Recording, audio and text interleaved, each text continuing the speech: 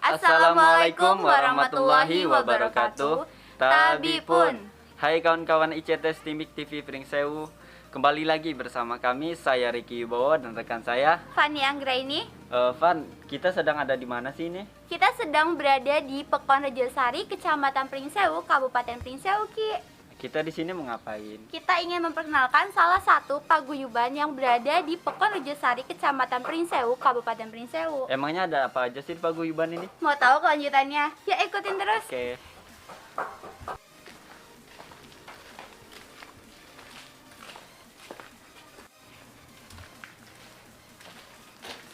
Wow. Wah, kita kayaknya udah sampai nih di tempatnya.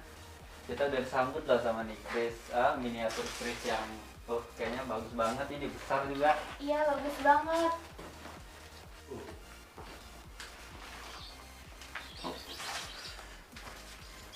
Rambut teman ini.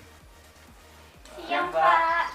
Kami dari ICT Stimik TV Pringsewu ingin menanyakan, apa sih Pak ini sebuah paguyuban Panji Sewu ini? Oh ya, monggo masuk aja di dalam. Oh, baik, Silakan, Kak. Kak. Assalamualaikum, Kak. Salam. Monggo. Masuk, Mas. Lah. Terima kasih, Pak. Duduk. Yeay. Selamat siang, Bapak. Siang. Bagaimana kabarnya Pak? Sehat. Alhamdulillah. Pak, di sini saya ingin menanyakan Iya. bagaimana sih Pak sejarah dari paguyuban Panji Sewu ini, Pak? Oh, iya.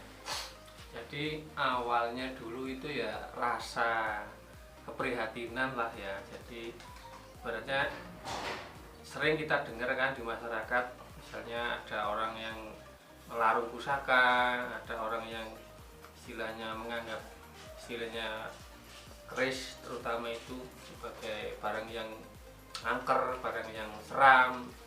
Nah, seolah-olah kita dijauhkan dari sejarah menurut saya.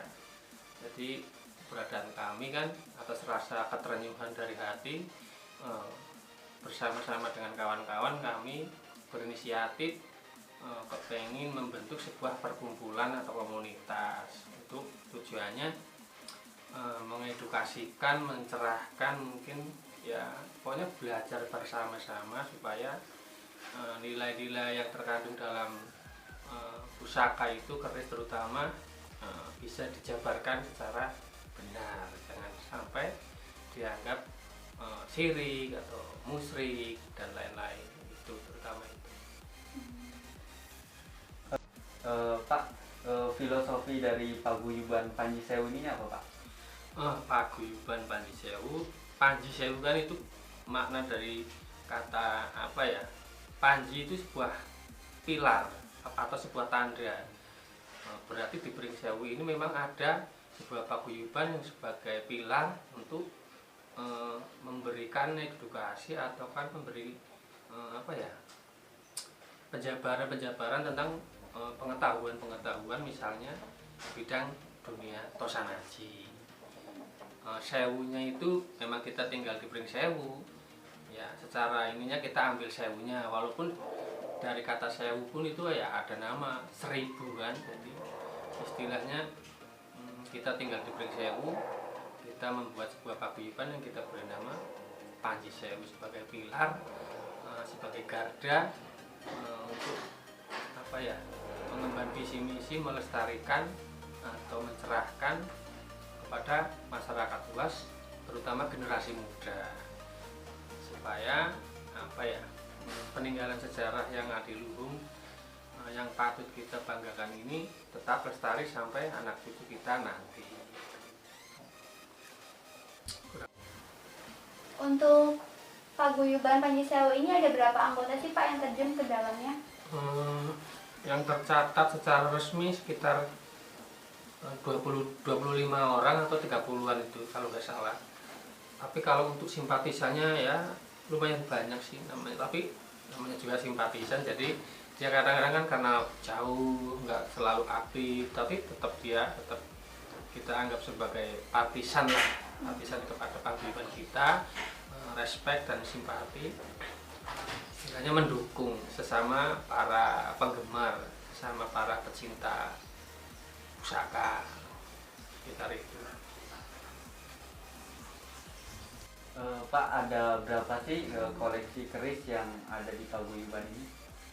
Koleksinya nggak cuma keris aja ya Mas, jadi ada pedang, ada tombak, ada keris, ada mungkin ada ya apa namanya kalau yang Sunda itu kujang. Kalau mungkin kalau dikumpulkan misal kira-kira sekitar 50 atau 100 itu ya, termasuk sedikit sih dibandingkan dengan paguyuban-paguyuban yang di Jawa. Memang kebanyakan kan kolektor-kolektor besar. Kalau di Pringsewu ini sebenarnya kolektor besar-besar banyak sih, cuman mereka cenderungnya kan mungkin untuk berbisnis, untuk apa ya, untuk pribadi, untuk koleksi pribadi gitu.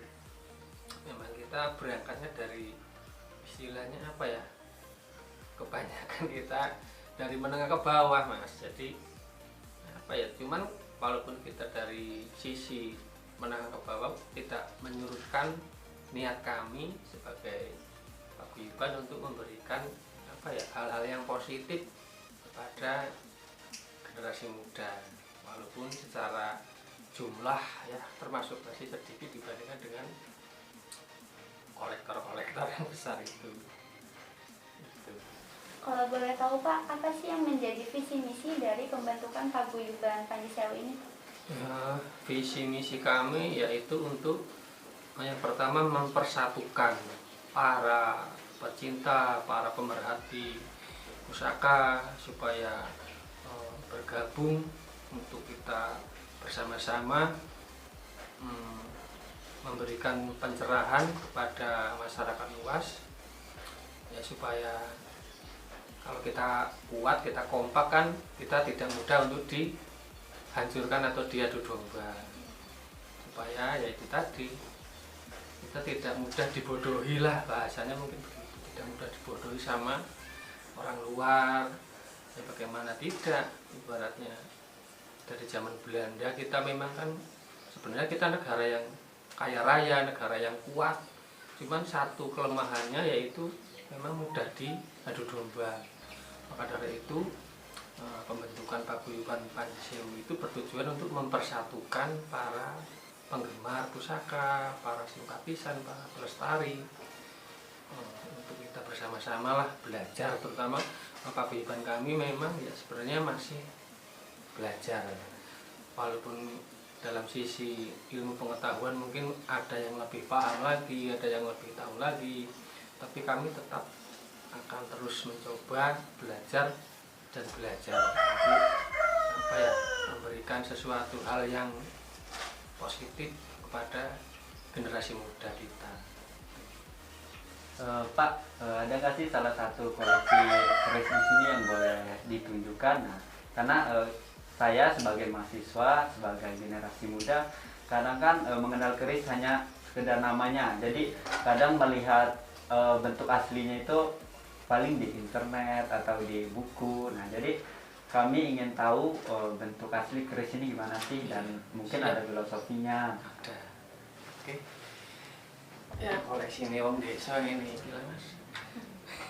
Jadi kalau saya boleh jabarkan, ini secara fisik kerisnya keris dari gagang, dari warangka. Ini adalah ciri khas keris dengan warangka Jogja. Nah, kerisnya keris wong desa ini. Jadi secara fisik ini keris namanya, dapurnya ini dapur Mas. Dari sini ke sini namanya sor-soran, dengan nama dapur keris brojol. Nah, keris brojol itu memang kalau zaman dahulu, kalau zaman sekarang namanya bidan, kalau zaman dahulu mungkin dukun bayi lah ya. Jadi mungkin disimbolkan untuk simbol kelancaran. Ini memang secara filosofi memang simbolnya simbol kelancaran, simbol kelahiran. Tapi ternyata dalam dunia perkerisan pun banyak berpendapat tidak sekedar hanya untuk simbol kelahiran, tapi disimbolkan sebagai pemaknaan jati diri manusia. Istilahnya manusia kan sebelum kita lahir kan ada di dalam perutnya ibu ya, jadi bahasanya kita lahir ke bumi, brojol, bahasa kerisnya brojol, ya istilahnya dalam keadaan tanpa membawa apapun, membawa benang selai pun tidak.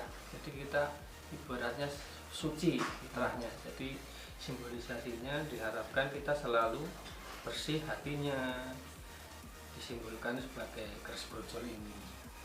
Gitu. Ya mungkin kurang lebihnya begitu. Oh iya. Banyak pemerhati pusaka juga kadang mereka banyak berbeda ya, namanya dunia perkerisan itu memang kalau dikupas itu ya ibarat kita nahu lautan, itulah nggak ada habisnya.